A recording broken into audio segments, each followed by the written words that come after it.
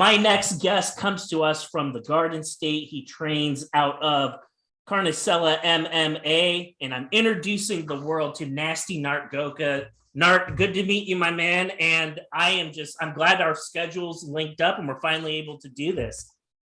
Yeah, me too, man. I'm really happy to be on. I see Mariah get on here a lot, so it's just a pleasure to be on as well. Well, thank you for answering the call out, and I got to stand on my soapbox and talk about call outs for a little bit. I've been calling people out. Nart's the only one who is got what it takes, I guess, to face my intimidating mug on here. If you're getting called out, don't be shy. I want to talk to people. I'm all about talking to up and coming fighters all around the world. And Nart, let's start with you. You fight and get punched in the face for free. Why?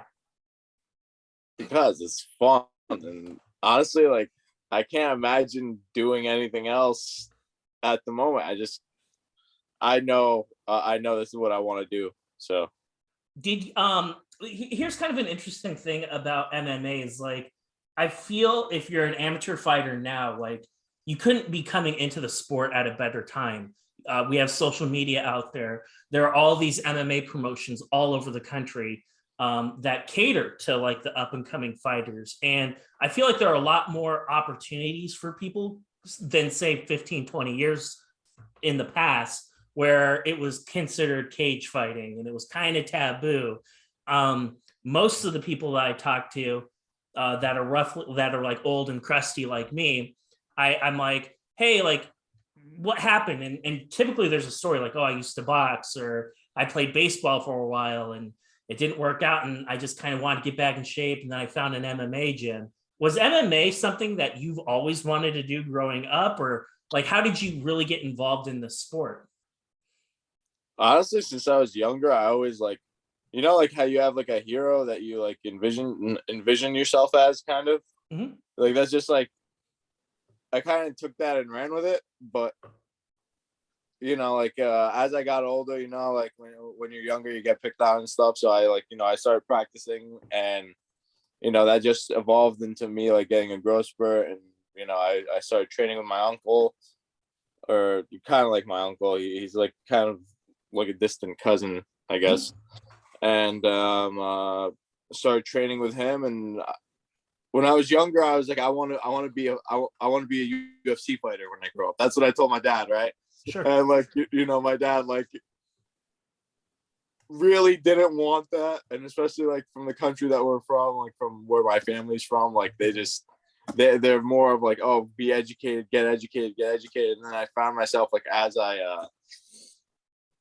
was like going into my college years, especially like when I would, like, how you take study breaks. Mm-hmm. Well, like, those study breaks were like shadow boxing for me, and they turned into, like, instead of like 10 minutes, it turned on into like a full workout. And it's like, all right, like, I'm not like, I clearly, my mind is not focused on what I'm supposed to be focusing on, so I might as well just take the time to do what I actually want to do. And here we are. You made your amateur debut just this past summer, but how long were you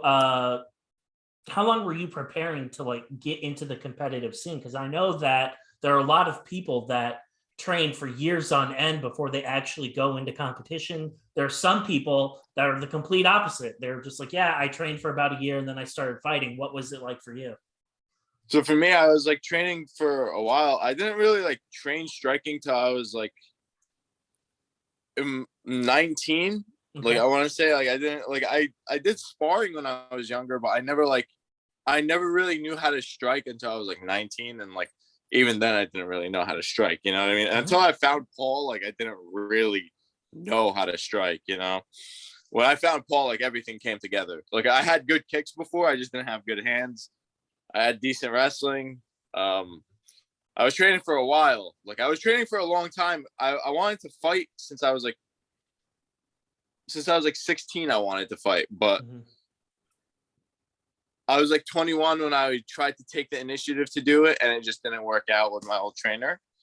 And then, I was still in school. I stopped school after I got my associates, and then I went and found a different gym. And originally I was honestly, I had a friend of mine. We made this plan to go up to TriStar together over in Canada because we had a friend of ours who was training up there, and that fell through. And I was like, you know what, forget this. Like, I don't need anyone to have a plan with. I'm just gonna go and do this by myself. Like, I don't need, this is an individual sport anyways. It's not like I'm fighting alongside my friend or anything. Like, I'm gonna go find a gym, and I found Paul, and I just looked for the things that I wanted to see, like if I liked in a trainer, and he blew every expectation I had. So was it just kind of the luck of the draw that you ended up at Carnicella MMA? Honestly, yeah. Like, it's not even that. Like, so I was like looking at gyms in the area, right? Like, I was looking at gyms in my area, like between Pure's not a bad gym. I believe that's the one the Main Brothers run. But and they even train with Frankie. Like I see them. They're nice guys. When I went to Carnicella, like, I saw the structure. I saw how everyone respected Paul, and I was like, you know, how everyone wanted his respect or wanted to be liked by him. And that's the telling of a good coach, because nobody cares if you know all the moves, but if you don't take the time to show them, to properly demonstrate them, you're not going to get the respect you want from your students. You know what I mean? Like, they're just not going to listen to you. They're not going to tune into you. One of the most fascinating things for me in talking to fighters at all levels is there's kind of like a mystery about you guys. And what I mean by that is this: for those of us who just watch the sport as fans like me, I only see you in the cage for 9 minutes or 15 minutes, whatever the case may be. That's it, though. Like, I'm not seeing what happens before and the months and months and months of preparation prior to the bout, the weight cuts. There's so many things that are happening that unless I was training myself and you happen to be my teammate, like 99.9% of us don't have a clue what it is that you're doing to sacrifice and get ready to put your body on the line for 9 minutes. That's an eternity, by the way. 9 minutes. Like, after like a minute is an eternity. You're doing it for 9 of them. That's insane to me. And so I have to ask, like, what sort of like misconceptions or myths that are out there that you hear people talk shit about, or just random people talk about that you wish people knew? Oh, it's only 15 minutes. Oh, it's only 9 minutes. I could do that shit easy. Oh, I could knock you out. I don't care how many days in the week you train, man. I see, right? Like, it's shit like that. Like, I wish people like that could really, like, just step into the gym one time on a sparring day. Like, I just wish people like that could step into the gym one time on a sparring day, just so that they know, like, yo, all that crap you talked about, you don't even know the half of it yet, because you didn't even do a weight cut. Right. You're just walking in and seeing, like, let's say you're a good runner and, like, you're in good shape, just in general. You're a gym rat. You're in great shape, right? And you go into sparring, you're gonna get your ass kicked, man. 100%. You're getting your ass kicked, 100%. Yeah. And then you're gonna be like, dude, I'm tired. But it's like, you didn't even do that with the weight cut yet. So it's right. Like, with the weight cut on top of it, you don't even know. Like, you could have great cardio before the weight cut, but after the weight cut, do you still have great cardio? Or your strength? Is your strength still there? Right. Do you feel like you're able to fight? Do you even because fighters' mentality, it changes, like, as the weight cut goes on. Like, you could feel great when you're full and not hungry, and like, you could feel like a beast and an animal. Anyone could feel like a champion when they're not dieting.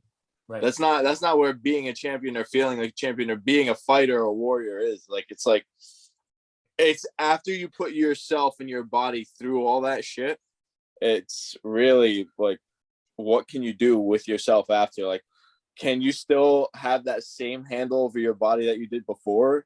Are you still mentally there?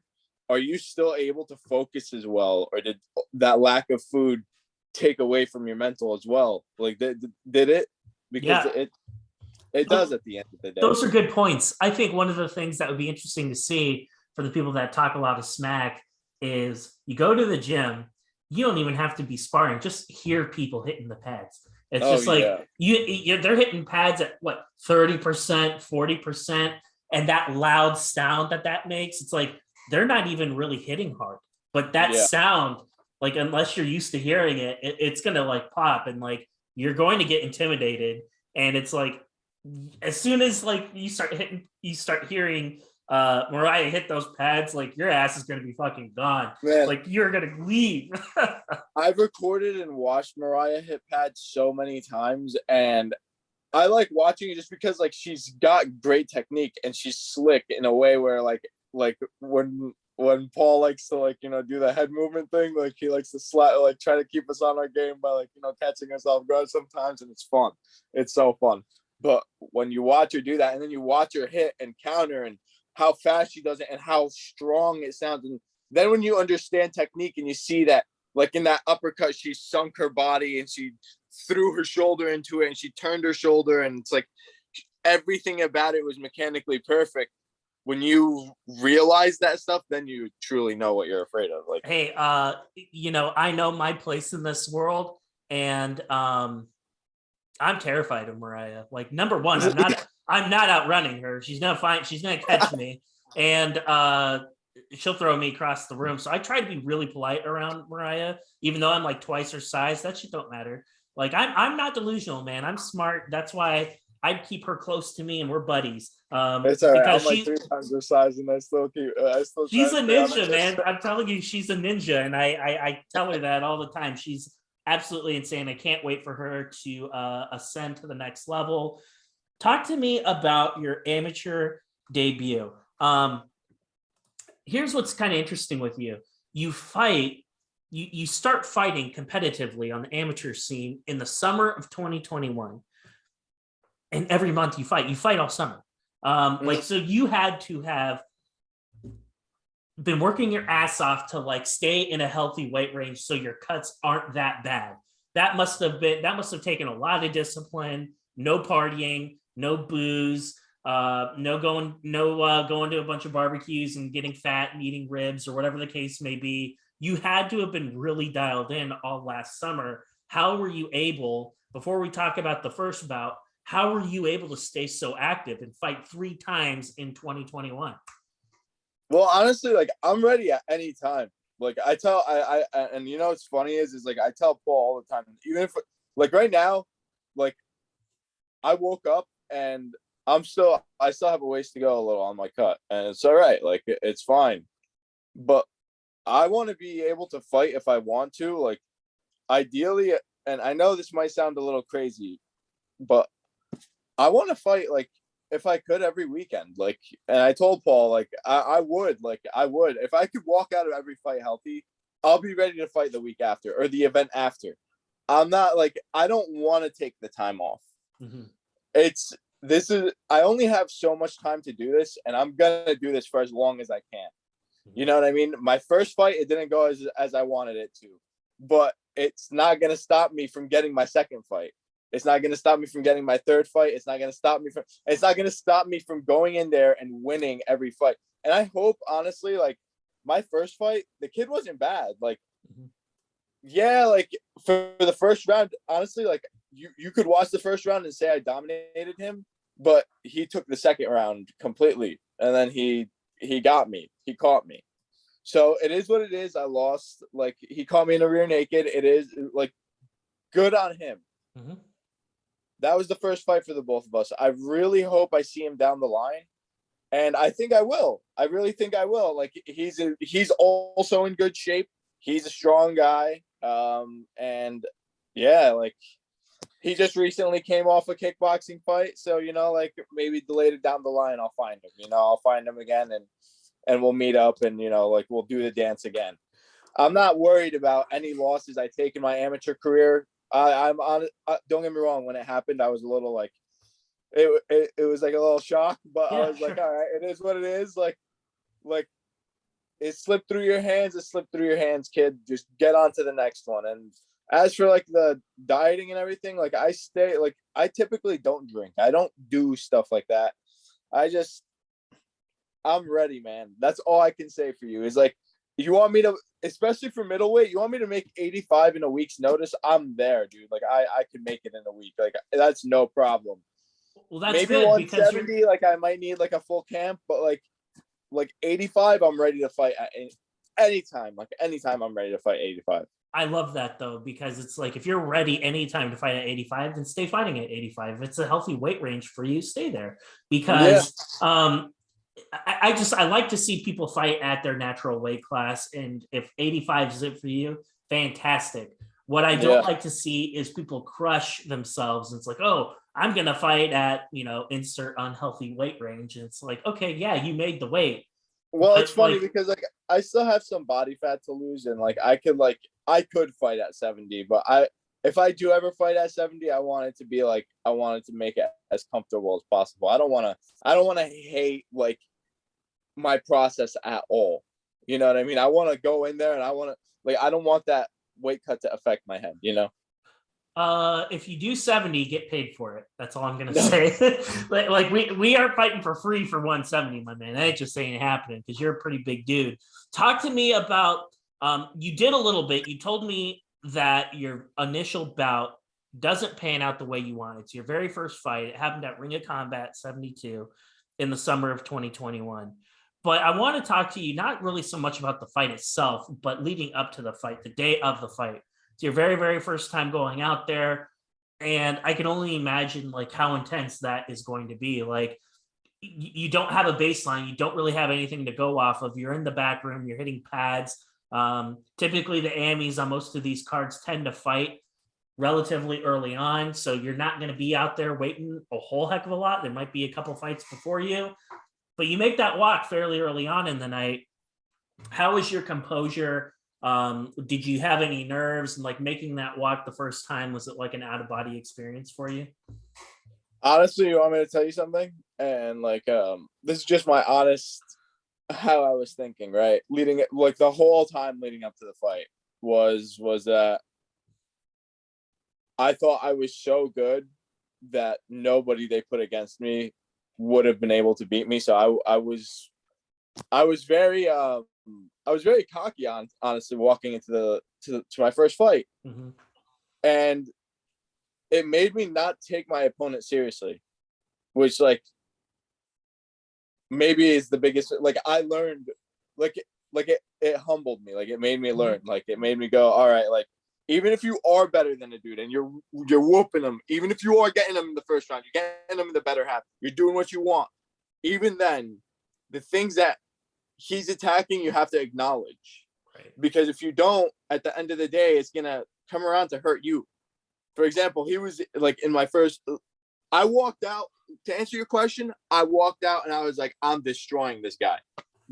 And that's my mentality every fight. I'm walking out of here.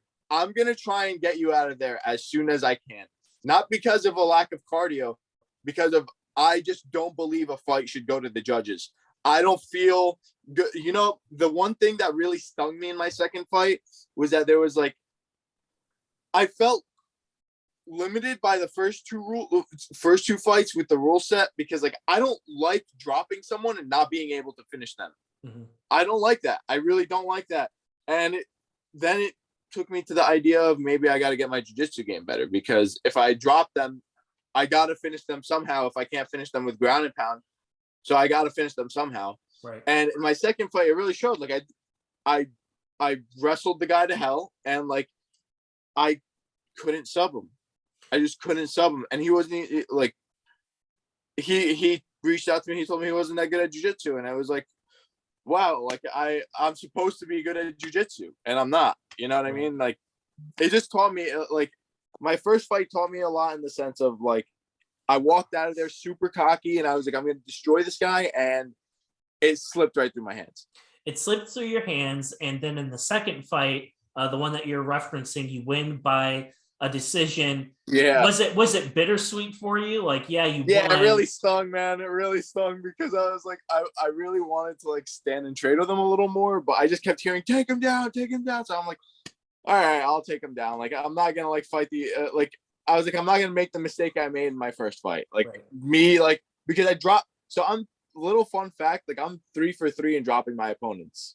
So like, yeah, like I dropped all 3, and I want to make that a common thing. Like every time you fight me, expect to get dropped because I'm gonna find your chin and it's gonna really hurt. You know what I mean? Like that's like that's what I want. But yeah, like it was just, yeah, it was super bittersweet, man. I hate having, like, I'd rather like either I got subbed or knocked, or the person got subbed or knocked. You know, like that's what I want.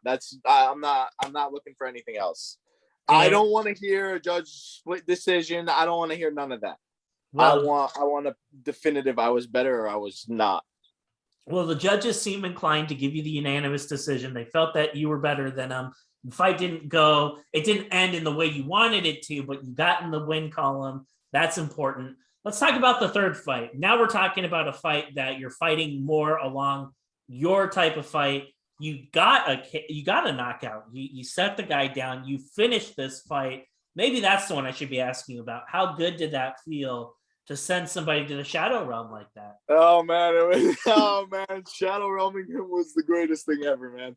It was awesome. It was just because like in the first round, I was like, all right, so I knew he was gonna let me pressure him because he walked in super cocky, and I've seen, like, I watched a lot of his fights. I see how he's a very technical fighter, and he's actually not a bad fighter. He's just, his chin is, questionable at the moment. So he's actually, it's funny, he's fighting on the same card I am this coming fight. So like you're actually going to see him fight again. Oh wow, that's But like running into like an ex-girlfriend, kind of. yeah. Yeah, I actually ran into him a couple times. Like I tried, like you try being nice to your opponents, unless they talk too much shit. But there's also in the back of your mind, like, you know what I did, and I know what I did. Yeah. Like, come on, like, it's, yeah. I would for sure be thinking about that. Like, I am just waiting for you to act like a fool right now, and I'm gonna throw that out there if you do. Yeah. No, it's not even that. Like, I don't know. I don't even feel the need to throw that out there like that. It's just like I did it. It's out there for the world to see. I'm not gonna say anything, Absolutely. But yeah, no, crap. Yeah, but that fight. So I walked in, I took him down, and he actually, like, he popped my knee a couple times because he grabbed. So I was like trying to ground and pound him from the top when he was trying to go for the knee bar, and so I tried like getting in almost like a side split position, and I was like holding his head at the same time, like I was reaching over for his head, and I had his head, and I was trying to smash him with my left hand at the same time, and then he looks at me, and like we both make eye contact. He sees my foot. He just grabs my foot and twists it the other way, and it pops like 6 times. And I was like, all right. So we get up. He gets a few good shots at the end of the first round. Second round comes, and I'm like, all right, take him down and sub him again. Because honestly, like, that weight cut was the worst weight cut I ever had.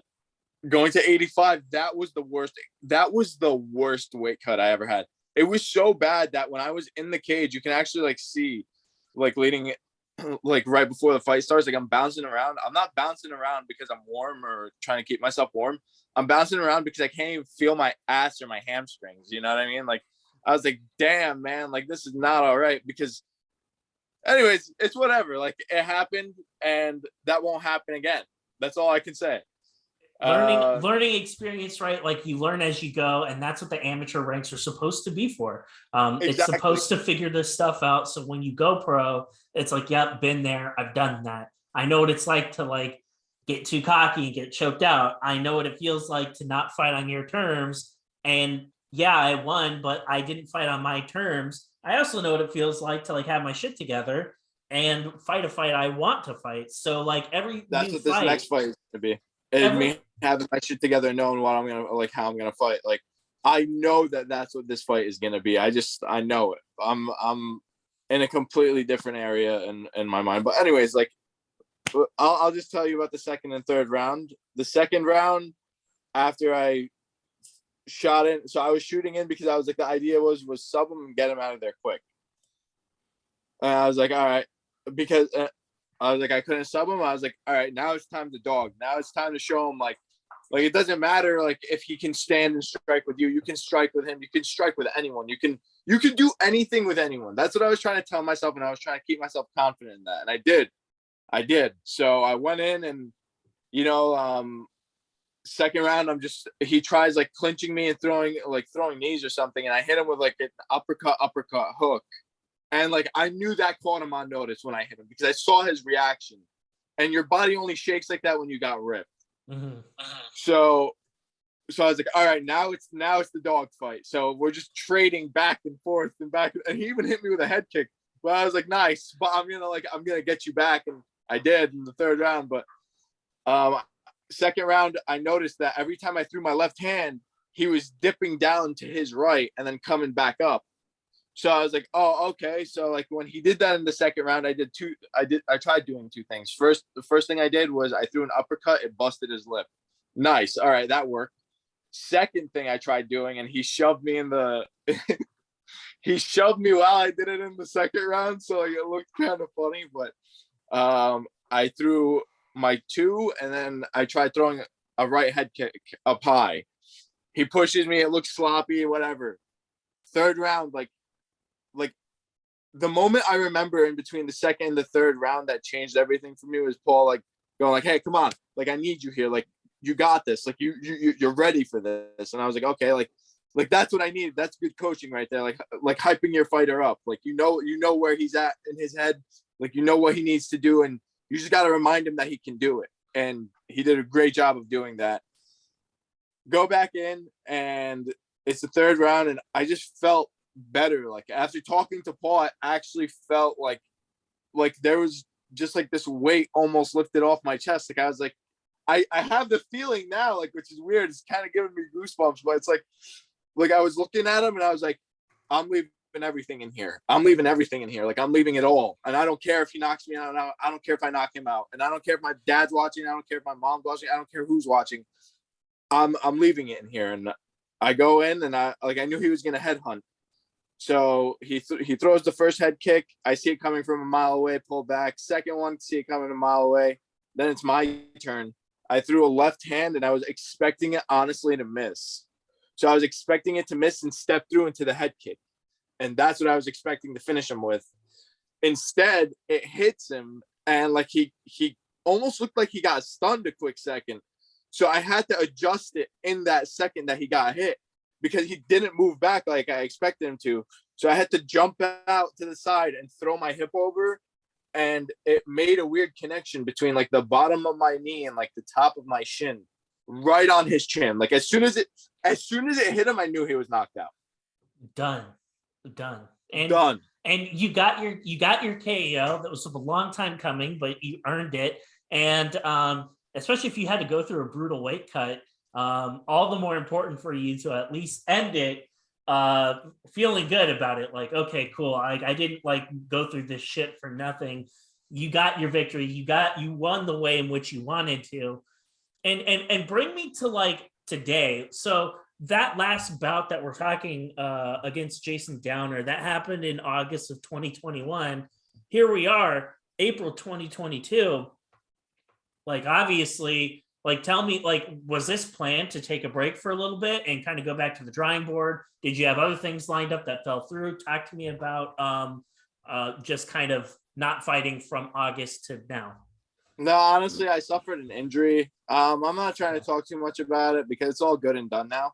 Okay. And I don't want to. I don't want to give anyone the idea that they think they can get an edge on me just because I had an injury.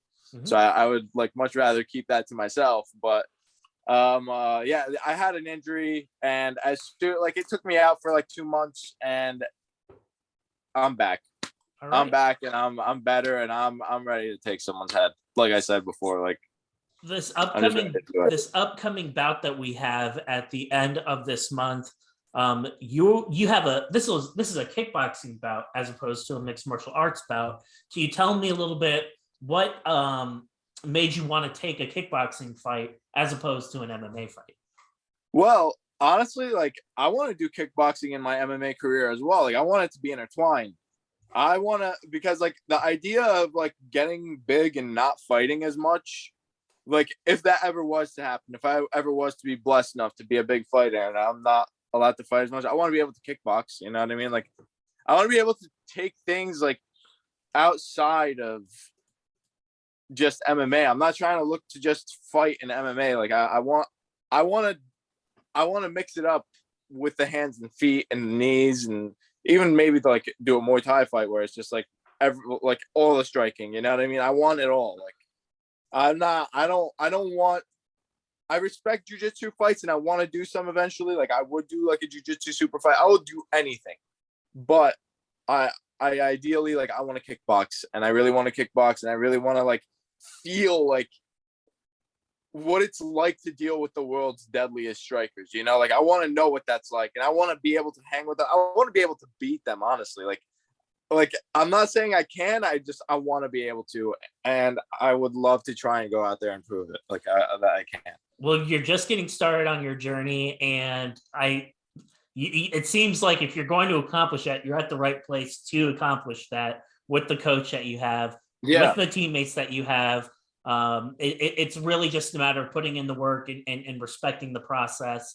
Man, it's so funny.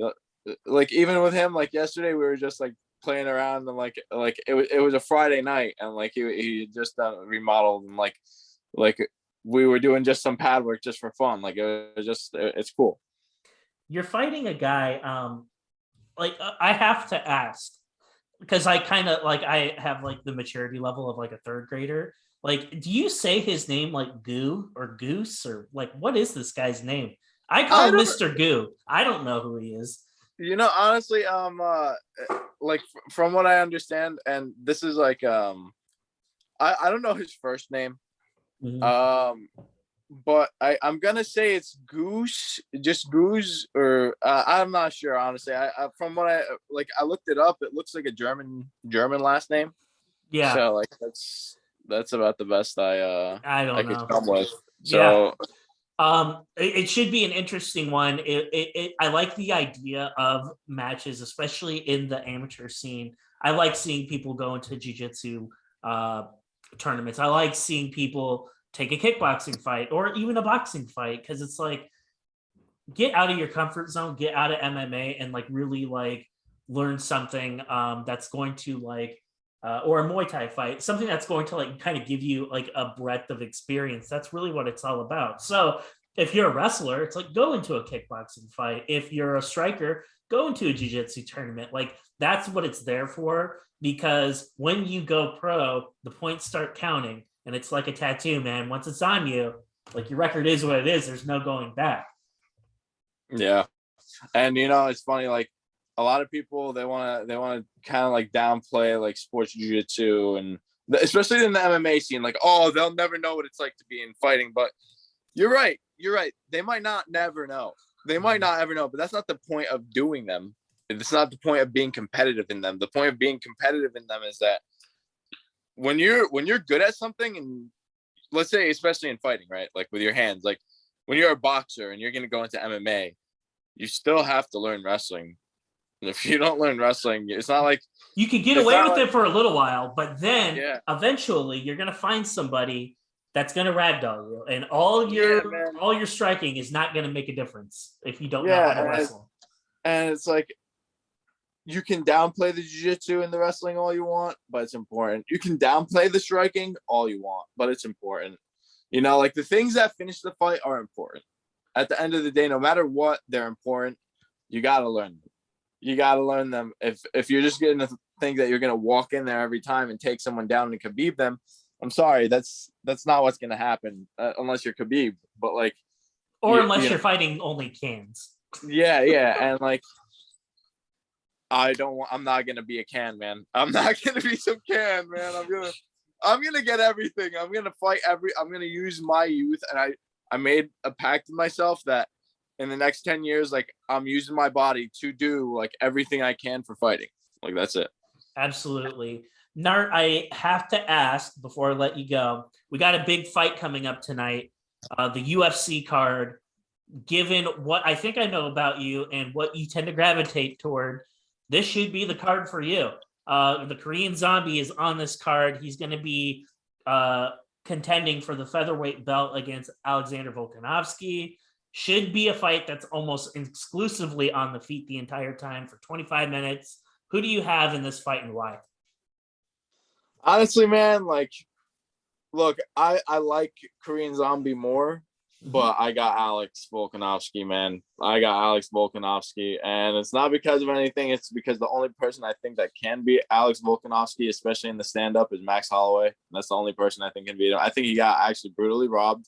I'm gonna say it, and it's like he's still the best featherweight in that division. I think the wrong person is holding the belt, but that's not the point. Yeah. Like Alex Volkanovski is still second best, and second best is still better than third, fourth, fifth, sixth, seventh, eighth. It's better than all of that. You know what I mean? So like he's gonna. I say like the wisdom in me says I give it like a 60% chance Alex Volkanovski wins, 70% chance actually, and a 30% chance Zombie by either KO or a lucky submission, something like that. I think it'll be really interesting to see. One of the things I was just talking about this in my I have a gambling site that I run with my partner in Australia, and we were talking about this fight, and I said specifically, I was like, what I don't like about this fight for Zombie, walking down somebody like Alexander Volkanovski is not really what you want to do. He likes that. Like he likes it when you try to get really aggressive with him. He's going to maintain the distance and he's going to chop your legs out from under you. And that's where I get really scared about Zombie.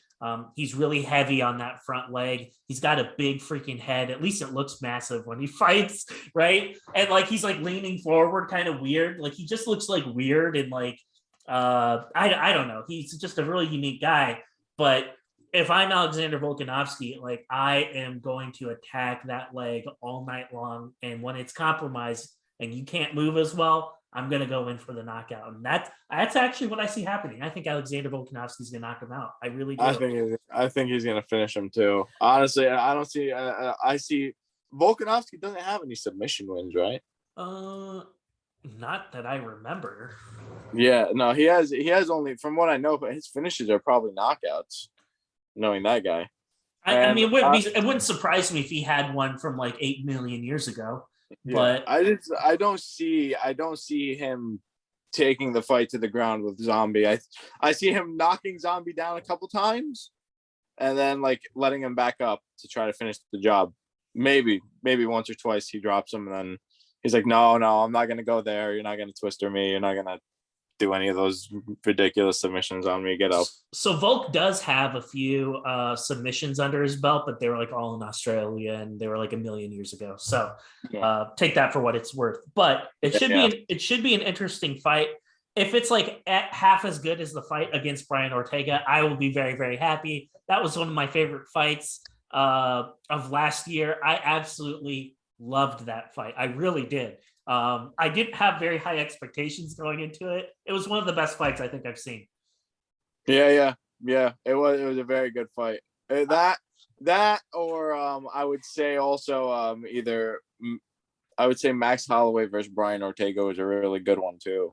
Yeah, that was like a really messed up one though, because like in the second round that should have been stopped. Oh, 100%. Like you knew that fight should have been stopped, but it was just so good, and it was like, oh my god, do we stop it? Do we not stop it? Like, I know, and that's the thing. Like Brian Ortega, like that guy is so tough. Like the amount of punishment though that he's had to endure the past his most recent fights. I'm just like, I think it's an indicator. It's an indicator. The Zombie's in this fight because Ortega's still probably too banged up to get back in there. And I hope he's the same guy. I hope he's not compromised, because you can only take so many beatings like that. And after a while, you're just not the same. Like Tony Ferguson's a really good example of that. He has not looked like himself after that Justin Gaethje fight. Oh no, he has not looked at it. Justin Gaethje did permanent damage to him. Yeah. Justin Gaethje really like broke the deed on that. But speaking of fights tonight, who do you got between Hamza and Burns? Okay. So I understand why people would vote or put money on Gilbert Burns. You almost kind of have to. And I'm not gonna like hate on anybody. Like if you can like get Gilbert Burns at like plus 500, you're almost crazy not to. But if you're asking me, like if my life depended on who's going to win that fight, I have to go with Chimaev. I do. I'm taking him because, and I said this yesterday, and I'm not a political guy at all, but Chimaev to me is like Donald Trump. He's like, he'll never do that. He'll never do that. That's not going to happen. That's not going to happen. That's not going to happen. He'll never be the president. He's never going to win the nomination. Guess what? He did all of that stuff. Chimaev's the same way. I'm like, okay, cool. Yeah. Awesome. He smoked his first opponent. Okay. He's going back in 10 days.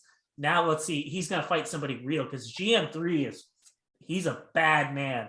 Gerald Mearshart, when that fight happened, I'm like, okay, now he's going to fight somebody who's real, and let's see this hype train get derailed. He absolutely blasts GM3 into the shadow realm.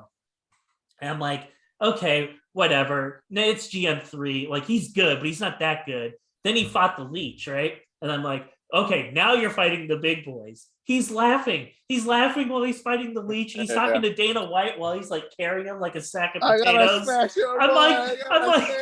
I'm just like, that's the Leech. Like, nobody does that to that guy. That guy's like a terrifying animal. I was like, and he's out there toying with him. I'm just like, after I saw that, I'm like, okay, I'm gonna stop. I'm gonna stop doubting this guy.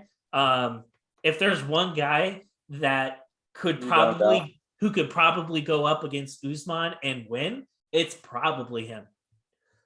I think you got two other guys in that division. That are fucking terrifying as well. Who? Sean Brady. God, yeah, he's fucking scary. Shavkat Rakhmonov. Yeah. Okay. So yes. The welterweight division is stacked right now, man. With like those people, they don't like to talk about those people, but you never hear Usman talk about those, and he knows they're there. He knows they're there. Right. I'll tell you right now, he knows they're there, man. But and then here's the other thing. It's very easy to overlook people that aren't being talked about. The other thing though is Colby Covington's still there, and he's really good too. Like, yeah, but I'm sorry. I think you put Colby, like, eventually you put Colby against someone like Sean Brady. Well, it'll be interesting to see what happens because Dana White just said if Chimaev wins, he's going to make him fight Colby Covington. Yeah, and I think that's a great fight. I'd love to see it. I think Hamzat still I think he wipes the floor with not wrestling wise, but striking wise, because this is the thing about Hamzat, and this is like actually I'll tell you this, like, it's the one thing that I can say that I can like relate to that he has, which is his willingness to like commit to his strikes. Mm-hmm. Like, you got to be willing to commit to your strikes if you want them to be effective in the fight, because if you don't, you're not going to do any real damage with them, and then you're just going to waste your energy. A lot of these fighters, you watch them, it's like Colby, like, he's never fully dedicated to he's never committed behind them, and he always gets gassed. Well, not always gets gassed, but he gets gassed against the right people. You know what I'm saying? And someone like Usman, you getting gassed against him while he still has a gas tank and he still has that power, that's a problem, buddy. You know what I mean? That's a big problem, you know? Yeah, it'll be really interesting to see kind of what happens with that. I want to see Colby Covington fight him. That's a perfect fight. Like, I'm just like, let's see what happens.